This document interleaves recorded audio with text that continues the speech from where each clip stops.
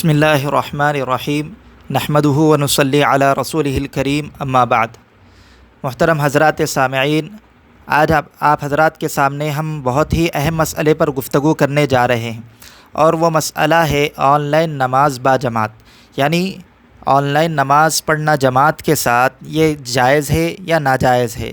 کیونکہ آج کل ہندوستان اور پڑوسی ملک کے بعض دانشور قسم کے لوگ یہ کہہ رہے ہیں کہ اگر کوئی آدمی موجودہ حالات میں لاک ڈاؤن کی وجہ سے مسجد اور عیدگاہ نہیں جا سکتا ہے تو عید کی نماز گھر پر بھی ادا کر سکتا ہے، اور اس کی شکل یہ بنے گی کہ جہاں پر بھی نماز با جماعت ادا ہو رہی ہے وہ لوگ اپنے سامنے فون کے ذریعے سے یا لیپ ٹاپ کے ذریعے سے کیمرہ آن کر لیں گے، اور دوسرے لوگوں کو اس کی لنک شیئر کر دی جائے گی، اور وہ لوگ اس کو دیکھ کر کے اقتداء کرتے رہیں گے۔ مسجد میں نماز ہوگی، وہ اپنے اپنے گھروں میں رہتے ہوئے اقتداء کر لیں گے، اور آن لائن طریقہ ہوگا یہ طریقہ امت کے درمیان میں بیان کیا جا رہا ہے، اور اس کے ذریعے سے یہ کہا جا رہا ہے کہ امت میں اجتماعیت قائم ہوگی۔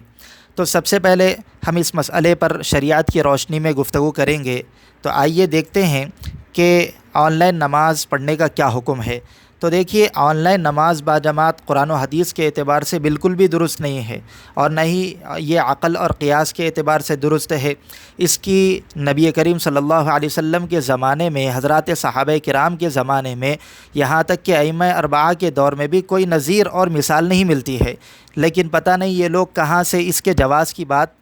کر رہے ہیں اور اس کو جائز کرنے کی پوری کوشش کر رہے ہیں۔ آئیے قرآن و حدیث کی روشنی میں دیکھتے ہیں۔ اللہ رب العزت نے قرآن کریم کے اندر ارشاد فرمایا وَأَقِيمُوا الصَّلَاةَ وَآتُوا الزَّكَاةَ وَارْكَعُوا مَعَ الرَّاكِعِينَ، سورہ بقرہ آیت نمبر 43، کہ تم نماز قائم کرو، زکوٰۃ ادا کرو، اور رکوع کرنے والوں کے ساتھ رکوع کرو۔ اس آیت میں اللہ رب العزت نے یہ بتایا کہ اگر تمہیں جماعت کے ساتھ نماز پڑھنا ہے تو نماز پڑھنے والوں کے ساتھ شریک ہونا ضروری ہے، اور ان کے ساتھ رکوع کرنا ضروری ہے۔ تو اس سے معلوم یہ ہوا کہ با جماعت نماز پڑھنے کے لیے ساتھ میں ہونا ضروری ہے۔ اسی طرح اللہ رب العزت نے جنگ کے موقع پر، خوف کے وقت میں نماز پڑھنے کی جو کیفیت بتائی ہے، اس کو بھی اللہ تعالیٰ سورہ نساء آیت نمبر 102 میں ارشاد فرماتے ہیں وَإِذَا كُنْتَ فِيهِمْ فَأَقَمْتَ لَهُمُ الصَّلَاةَ فَلْتَقُمْ طَائِفَةٌ مِّنْهُمْ مَعَكَ، اور جب آپ خود ان میں ہوں پھر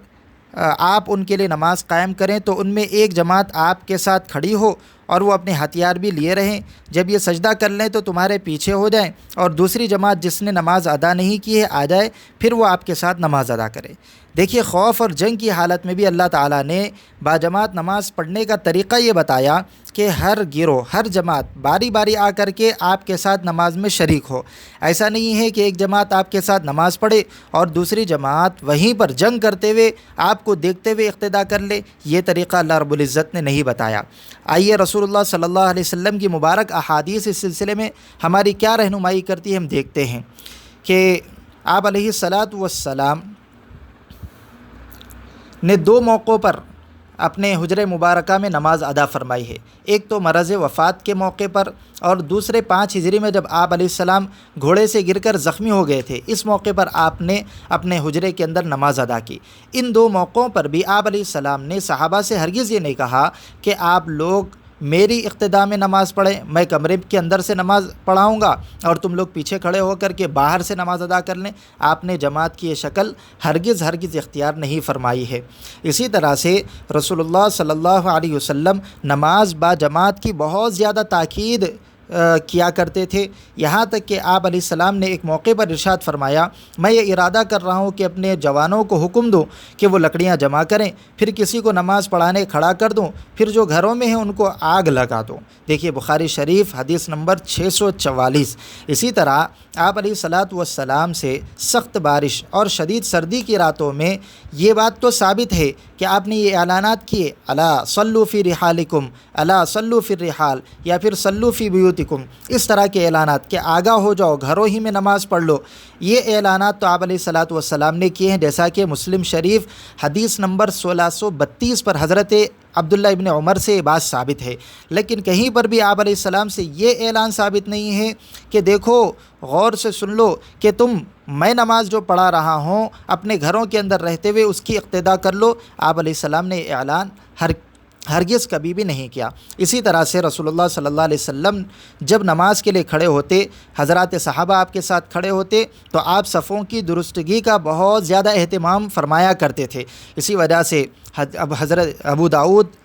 حدیث نمبر 664 پر حضرت براء بن عازب رضی اللہ عنہ سے مروی ہے، فرماتے ہیں کہ آپ علیہ الصلاۃ والسلام صفوں کے درمیان ایک کنارے سے دوسرے کنارے جا کر ہمارے سینوں کو برابر فرماتے اور کندھے سے کندھے ملاتے اور فرماتے صفوں کو ٹیڑھی مت کرو ورنہ تمہارے دل ٹیڑھے ہو جائیں گے۔ اس سلسلے کی اور بھی بہت ساری حدیثیں ہیں، ان سب سے یہ بات صاف معلوم ہوتی ہے کہ نماز با جماعت کے خاص حیت اور ایک مخصوص شکل ہے، اس کو پامال کر کے نماز با جماعت کی حقیقت کو پایا نہیں جا سکتا ہے۔ لہذا جو لوگ یہ کہتے ہیں کہ آن لائن نماز پڑھنا صحیح ہے اور شریعت سے ثابت ہے، یہ بات بالکل غلط ہے، شریعت کے اندر گویا کہ تحریف کرنا ہے۔ اب جو لوگ اس بات کے قائل ہیں کہ آن لائن نماز با جماعت پڑھی جا سکتی ہے، تو ان سے کچھ سوالات ہمارے یہ ہیں کہ سب سے پہلے تو آپ یہ بتائیں کہ آپ یہ جو بات کہہ رہے ہیں کہ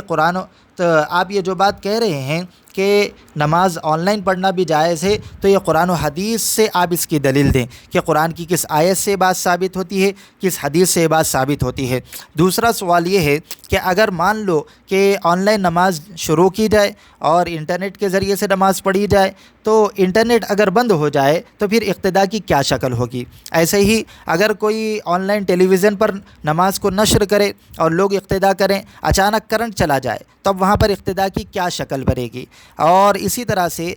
جب نماز کو آپ آن لائن جائز قرار دے رہے ہیں تو کیا حج اور عمرہ بھی جائز ہو جائے گا؟ اگر جائز ہو جائے گا تو پھر ایسی صورت میں اس کی دلیل کیا ہے؟ اور اگر آپ یہ کہتے ہیں کہ حج اور عمرہ ایک مخصوص جگہ میں ادا کیا جاتا ہے، اسی وجہ سے اس کو آن لائن ادا نہیں کیا جا سکتا، تو پھر یہ تخصیص کرنے کی دلیل کیا ہے کہ آپ نے نماز کو تو خاص کر لیا کہ آن لائن جائز ہے اور حج و عمرہ کا استثناء کر لیا کہ یہ آن لائن جائز نہیں ہے، تو پھر اس کی دلیل کیا ہے؟ اس کا ہم مطالبہ کریں گے۔ اب میں تمام عوام سے اور تمام سامعین سے یہ درخواست کروں گا کہ اس طرح کے موجودہ زمانے میں جتنے بھی فتنے اٹھ رہے ہیں ان سے اپنے آپ کو بچائیں، حضرات علماء کرام سے اپنے آپ کو مربوط رکھیں اور اپنے دین اور ایمان کی حفاظت کریں۔ اللہ تعالی ہم تمام مسلمانوں کے ایمان کی، دین کی حفاظت فرمائیں اور دین کی صحیح سمجھ عطا فرمائیں۔ آمین۔ والسلام علیکم ورحمۃ اللہ وبرکاتہ۔